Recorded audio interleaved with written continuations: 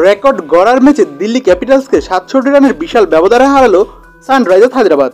হ্যাঁ দর্শক, এবারে আইপিএলে যেন রীতিমতো উঠতে আছে সানরাইজার্স হায়দ্রাবাদ।